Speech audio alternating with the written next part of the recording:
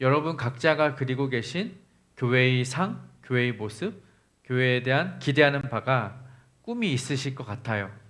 어떤 꿈을 꾸세요? 어떤 꿈이 있으신가요? 어떤 기대가 있으신가요?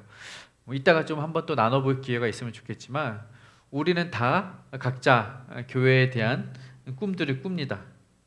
솔로몬이 성전을 지을 때 또한 그러한 꿈을 꾸고 이 성전을 지었을 것 같아요. 오늘 본문에는 솔로몬이 성전을 짓는 장면이 나오는데 솔로몬의 성전을 지을 때 당시 사실은 솔로몬이 지으려고 했던 성전은 아니었어요. 엄밀히 말하면 이 성전은 누가 짓고 싶어 했느냐?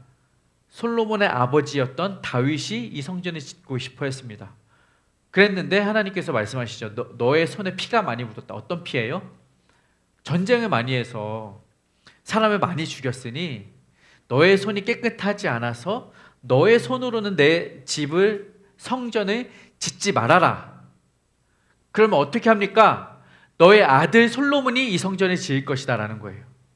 자, 그렇게 하여서 이 아버지가 짓지 못한, 아버지가 이루지 못한 꿈을 솔로몬이 이어받은 거예요.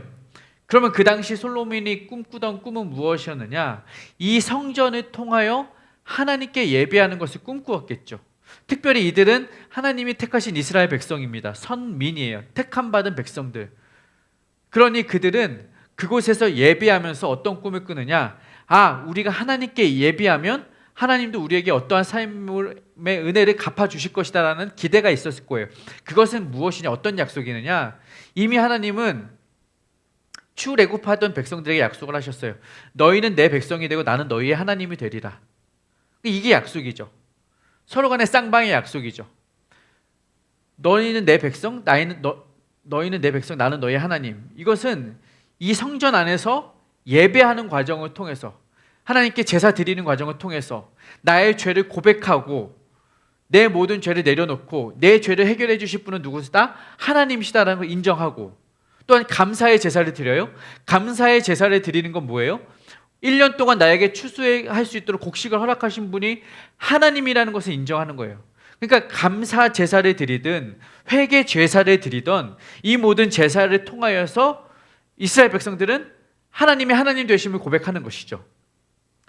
그러면 하나님은 어떻게 해주세요? 너희가 나를 하나님으로 인정했으니 나는 너희를 내 백성 삼아 줄 것이야. 이 약속이죠, 약속. 성전은요, 이 약속의 성취예요. 그러니 솔로몬이 성전을 지었을 때 솔로몬 당시에 수많은 사람들이 이 성전을 지을 당시에 꾸었던 꿈은 바로 이것일 것입니다. 이 약속이 이루어질 것이겠구나. 그런데 여러분, 이 솔로몬 성전, 이 첫 번째 지어진 이 성전은 무너집니다. 이것이 지어진 지 약 400년 후에 무너지는데 언제 무너지느냐? 바벨론이라는 나라가 이스라엘을 침공했을 때 무너져요. 온 유다가 멸망하고 예루살렘 성이 무너지고 이 안에 있던 성전도 무너집니다. 그리고 두 번째 성전이 나중에 지어지는데 이 나중은 언제냐? 바벨론으로 포로로 잡혀갔던 이들이 다시 귀환했을 70년 이후에 포로에서 돌아온 이들이 성전을 다시 짓는 거예요. 그러면 이들이 꾸었던 꿈은 무엇입니까? 돌아오면서 부푼 꿈을 안고 돌아와요. 어떤 꿈? 성전을 재건할 꿈. 우리가 회복될 꿈. 우리의 끊어졌던 하나님과의 고리가 다시 연결되고 우리가 살던 땅이 다시 회복되고 사람들과의 관계가 회복되고, 그러니까 회복이에요. 두 번째 성전, 스룹바벨과 함께 했던 사람들이 돌아와서 성전을 지으면서 꾸었던 그 꿈은 무엇이냐? 회복이죠. 자, 솔로몬은 약속에 대한 꿈을 꾸었을 것이고 스룹바벨을 비롯한 사람 백성들은 회복에 대한 꿈을 꾸었을 것입니다. 그것이 두 번째 성전이에요. 그리고 시간이 많이 흘렀어요. 그리고 시간이 많이 흐른 후에 로마가 통치할 당시 이 세 번째 성전이 세워집니다. 세 번째 성전은 헤롯 성전이라고 부릅니다. 왜 헤롯 성전이냐? 당시 이 유다 지방을 다스리고 있던 분봉 왕이 헤롯이었습니다. 헤롯은 이방인 출신이에요. 하나님을 믿지 않아요. 근데 하나님을 믿지 않는 사람이 성전을 세워요. 여러분, 대단한 겁니다. 교회 안 다니는 사람이 교회 세우겠다고 헌금 막 하고 사람들 모으는 거예요. 저한테 만약에 그런 사람이 있었다면 너무 감사했을 것 같아요. 그렇지 않아요? 헤롯이 그런 거예요. 그러니까 뜬금없이 나는 하나님 믿지도 않고 유대인 출신도 아닌데 왜 성전에 짓느냐? 이유는 간단해요. 인기 얻으려고. 유대인들에게 성전은 매우 중요한 것이잖아요. 그런 성전을 이방인 왕이 지어준다니 땡큐예요, 땡큐. 아마도 이것을 통하여서 이 헤롯은 자신의 권력을 더욱더 견고히 세우고 싶었던 것 같아요.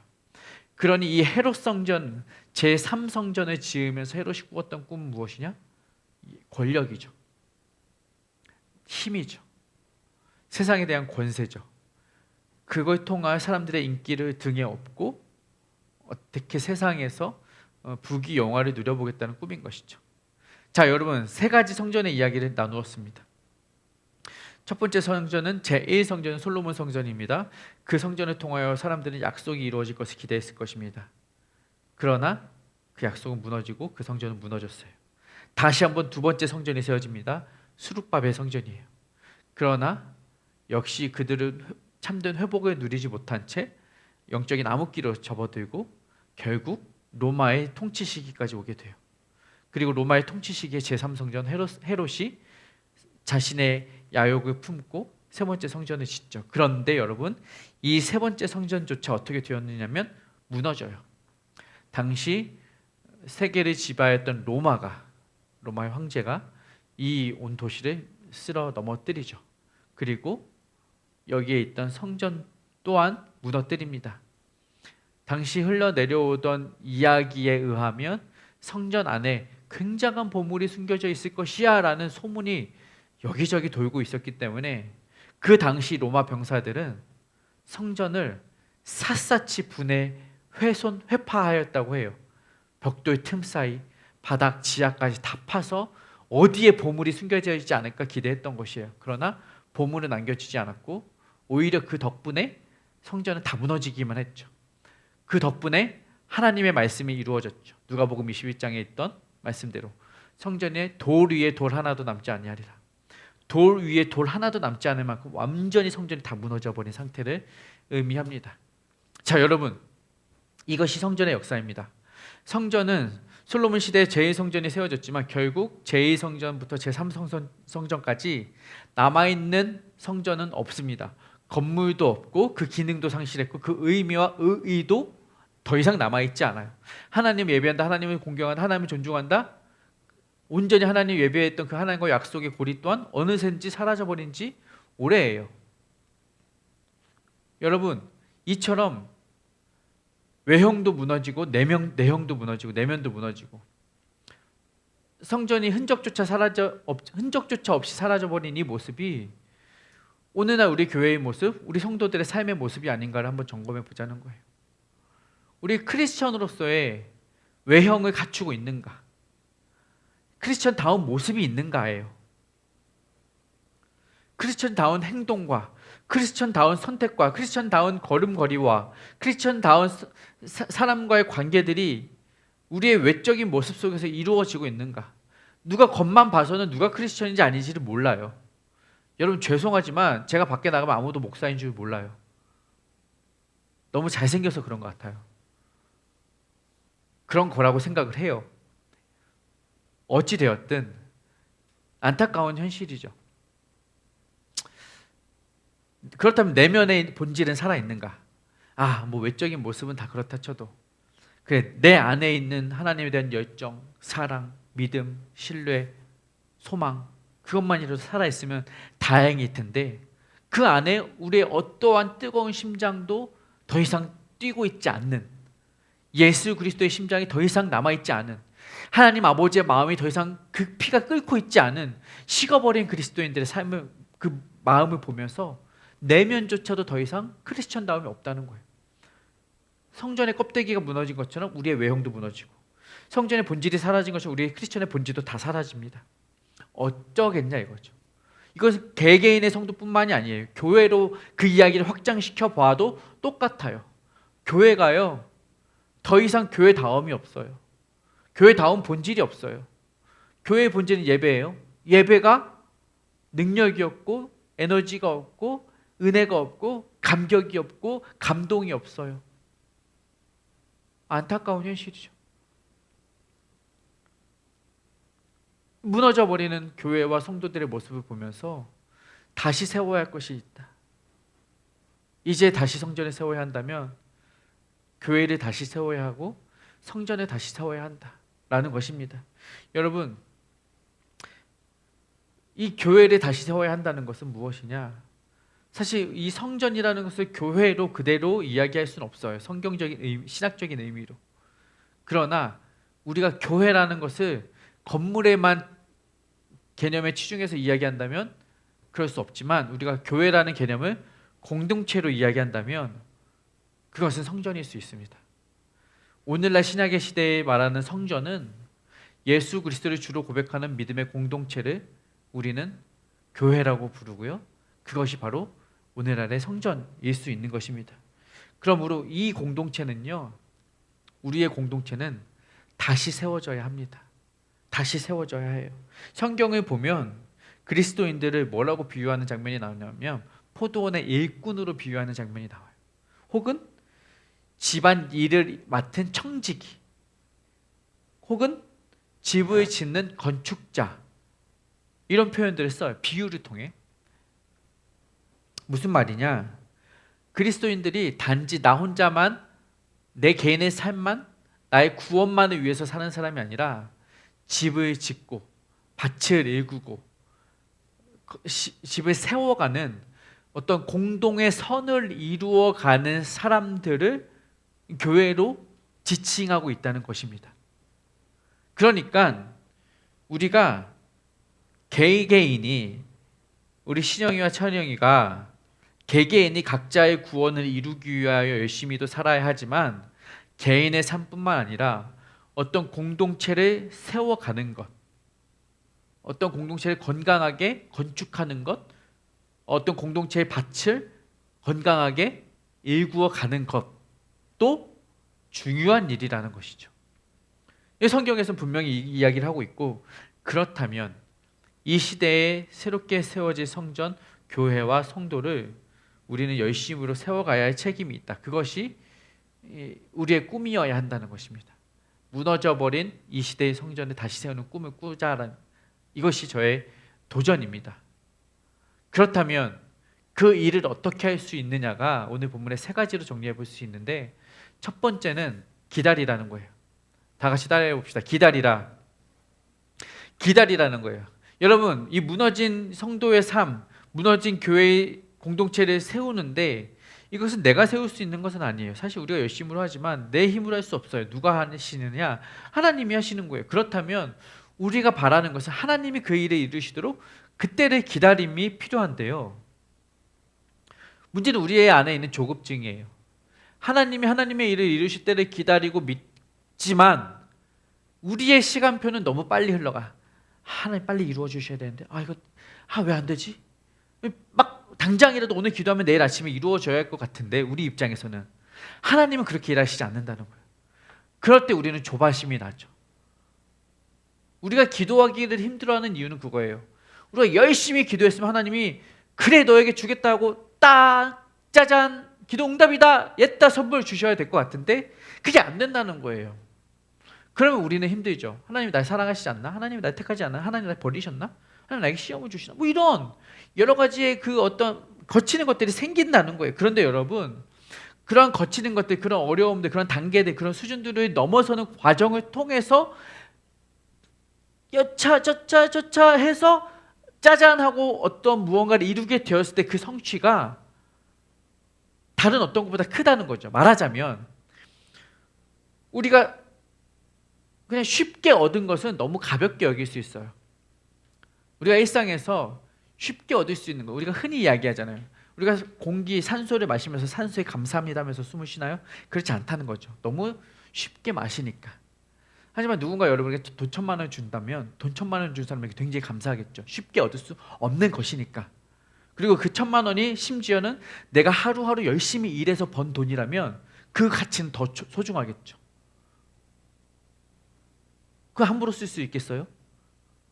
그렇다는 거예요. 그러니까 쉽게 얻은 것은 쉽게 생각할 수 있지만 어렵게 고난과 고통을 통해 역경을 통해 땀 흘려서 얻게 된 성취에 대해서는 우리가 더 큰 감사를 누리게 된다는 것이죠. 하나님이 주시는 은혜 또한 마찬가지라는 거예요. 하나님이 주실 그날을 기다리면서 고대하면서 눈물 흘리면서 무릎 꿇으면서 땀 흘리면서 수고하면서 열심히 섬기면서 봉사하면서 짜잔하고 마지막 때에 주어주시는 그것으로 인하여 우리는 감사할 수 있다는 것이고 그때를 우리는 기다리자는 것이죠. 여러분 신앙의 선배들을 보면 다들 그런 기다림의 연속들을 거쳤다는 거예요. 아브라함이든 요셉이든 수많은 그 선지자들이든 하나님이 일하실 것을 약속하셨는데 그때가 언제인지 알지 못해서 갈 바를 알지 못하고 갈 때를 알지 못하지만 그냥 그저 기다리는 거예요. 노아가 홍수가 언제 내릴지 알고 기다렸어요? 몰라요. 모르지만 가서 방주를 지으라 하시니 계속 뚝딱뚝딱 짓는 거예요. 그러다 언젠가 비가 내렸을 때 준비가 되는 것이죠. 우리는 비가 언제 내릴지를 몰라요. 하지만 그 비 내릴 때를 기다리면서 준비하는 거예요. 여러분 앞에 그런 기다림의 연단과 인내의 시간들이 있기를 소망합니다. 조바심 내지 마십시오. 기다리십시오. 기다리시고 하나님의 때를 바라보십시오. 그리고 두 번째로 해야 할 것은 준비하라입니다. 기다리면서 우리가 해야 할 것은 준비예요. 준비. 오늘 본문에서도 솔로몬이 다윗의 명을 받아서 성전을 짓죠. 사실 처음에 꿈을 꾼 것은 다윗이죠. 그런데 하나님께서 다윗의 그 꿈과 계획을 막으셨어요. 그럼 다윗은 성전을 못 짓느냐? 아니요. 그는 성전 지을 준비를 했습니다. 다윗은 물론 성전이 기초가 세워지고 기둥이 세워지고 지붕이 덮여지고 그곳에서 제사 드리는 장면은 단 한 번도 보지는 못했지만 그의 마음속에는 늘 그것에 대한 열망이 있었고 그것을 위하여서 그는 수많은 목재와 토재와 준비거리들을 다 마쳤다는 것이죠. 여러분 우리가 어떤 하나님의 큰 일을 이루어 가기 위해서 하나님의 큰 꿈을 꾸기 위해서 그 꿈을 이루기 위해서 해야 할 것은 우리의 준비라는 것입니다. 여러분 준비 없이 운동 경기 나가는 선수 없고요. 준비 없이 시험 치르는 학생은 없습니다. 준비 없이 했다가는 실패밖에 남지 않겠죠. 교회 또한 마찬가지고 우리의 꿈 또한 마찬가지입니다. 꿈을 꾸신다면 건강한 공동체를 기대하신다면 준비하시기 바랍니다. 무엇이 우리 교회를 위하여 필요한 것인가? 무엇이 우리 공동체에 필요한 일인가? 지금 무엇 해야 내년에 더 나은 교회가 될까? 지금 무엇 해야 다음 주에 더 나은 예배를 드릴 수 있을까?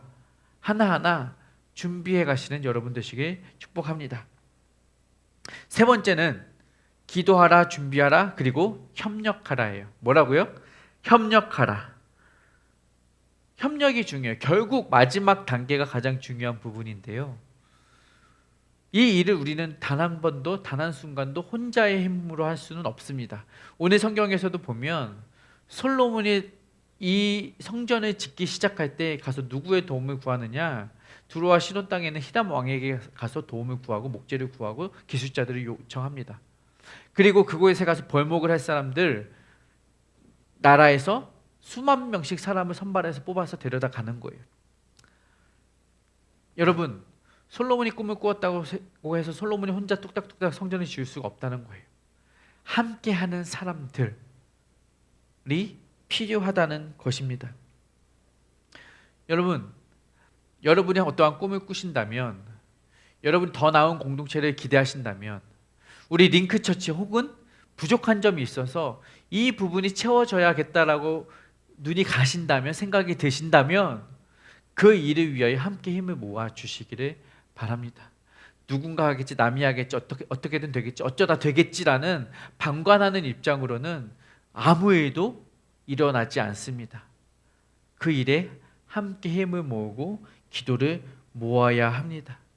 그게 공동체예요. 공동체는 함께하는 것입니다.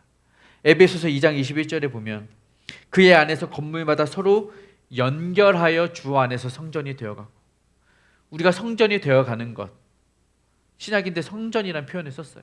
이 공동체를 이루어가는 것은 주 안에서 함께 서로 연결해 간다는 거예요. 결국 우리는 서로 연결되는 것입니다. 연결되어야, 협력하여야 하나의 공동체를 이루어 간다는 것입니다. 제가 늘 링크처치에서 강조하고 싶은 것이 바로 여기에 있다는 거예요. 링크라는 단어가 이 연결 아니겠습니까? 우리는 함께 힘을 합하여 공동체로 연결되어야 합니다. 그래서 저는 여러분들에게 강력하게 권면드립니다. 교회는요,